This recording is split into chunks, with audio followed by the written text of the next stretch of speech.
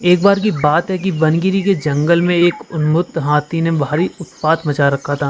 वह अपनी ताकत के नशे में चूर होने के कारण किसी को कुछ नहीं समझता था।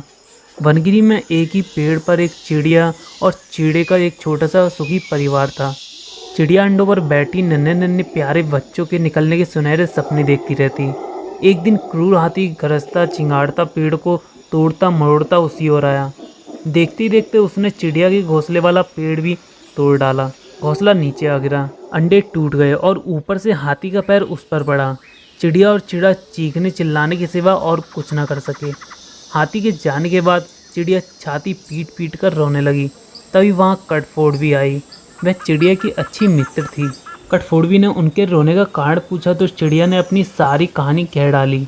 कटफोड़वी बोली, इस प्रकार गम में डूबे रहने से कुछ नहीं होगा। उस हाथी को सबक सिखाने के लिए हमें कुछ करना होगा।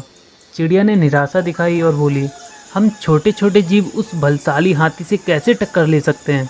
कटफोड़वी ने समझाया, एक और एक मिलकर 11 बनते हैं। हम अपनी शक्तियाँ जोड़ेंगे। चिड़िया ने पूछा, कैसे। कटफोड़वी ने कहा, मेरा एक मित्र भी आँख नामक भंवरा है, हमें उससे सलाह लेनी चाहिए। चिड़िया और कटफोड़वी भंवरे से मिली। भंवरा गुनगुनाया, ये तो बहुत ही बुरा हुआ। मेरा एक मेंढक मित्र है, आओ उससे सहायता मांगे। अब तीनों उस सरोवर के किनारे पहुँचे जहाँ वह मेंढक रहता था। भंवरे ने सारी समस्या बताई। मेंढक भर्राए स्वर में बोला, आप लोग धैर्य से जरा यहीं मेरी प्रतीक्षा कीजिए, मैं गहरे पानी में बैठकर सोचता हूँ। ऐसा कहकर मेंढक जल में कूद गया। आधे घंटे बाद वह पानी से बाहर आया तो उसकी आंखें चमक रही थी। वह बोला, दोस्तों, उस हत्यारे हाथी को नष्ट करने के लिए मेरे दिमाग में एक अच्छी योजना आई है। उसमें सभी का योगदान जरूरी होगा। मेंढक ने जैसे ही अपनी योजना बताई, सब खुशी से उछल पड़े। योजना सचमुच ही अद्भुत थी। मेंढक ने दोबारा बारी बारी सबको अपना अपना रोल समझाया। कुछ ही दूर वह उन्नत हाथी तोड़फोड़ मचाकर वह पेट भर का कोपलों वाली शाखाएं खाकर मस्ती में खड़ा झूम रहा था। पहला काम भंवरे का था। वह हाथी के कानों के पास जाकर मधुर राग गुंजाने लगा। राग सुनकर हाथी मस्त होकर आंखें बंद करके झूमने लगा।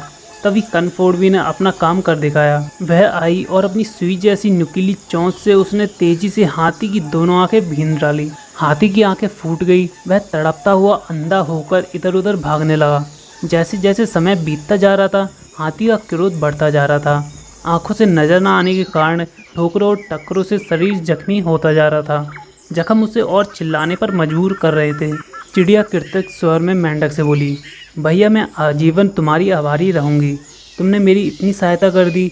मेंढक ने कहा, आभार मनाने की ज़रूरत नहीं है, मित्र ही मित्रों के काम आते हैं। एक तो आंखों में जलन और ऊपर से चिल्लाते चिंगाड़ते हाथी का गला सूख गया। उसे तेज प्यास लगने लगी। अब उसे एक ही चीज़ की तलाश थी, वो था पानी। मेंढक ने अपने बहुत से बंधुओं को इकट्ठा किया और उन्हें ले जाकर दूर बहुत बड़े गड्ढे के किनारे बैठकर टर्राने के लिए कहा। सारे मेंढक टर्राने लगे। मेंढक की टरटराहट सुनकर हाथी के कान खड़े हो गए। वह ये जानता था कि मेंढक जल स्रोत के निकट ही वास करते हैं। वह उसी दिशा में चल पड़ा। टरटराहट और तेज होती जा रही थी। प्यासा हाथी और तेज भागने लगा। जैसे ही हाथी गड्ढे के निकट पहुंचा, मेंढकों ने पूरा जोर लगाकर टर्राना शुरू किया। हाथी आगे बढ़ा और विशाल पत्थर की तरह गड्ढे में गिर पड़ा, जहाँ उसके प्राण उड़ते देर न लगे। इस प्रकार उस अहंकार में डूबे हाथी का अंत हुआ। दोस्तों, इस कहानी से हमें 2 सीख मिलती है। पहली सीख ये है, एकता में बल होता है। यदि हम एक साथ मिलकर किसी भी मुसीबत का सामना करते हैं तो हम जरूर विजय पाते हैं। और दूसरी सीख हमें ये मिलती है, अहंकारी का देर या सवेर अंत होता ही है। तो दोस्तों, कहानी कैसी लगी आपको प्लीज़ हमें कमेंट करके ज़रूर बताना।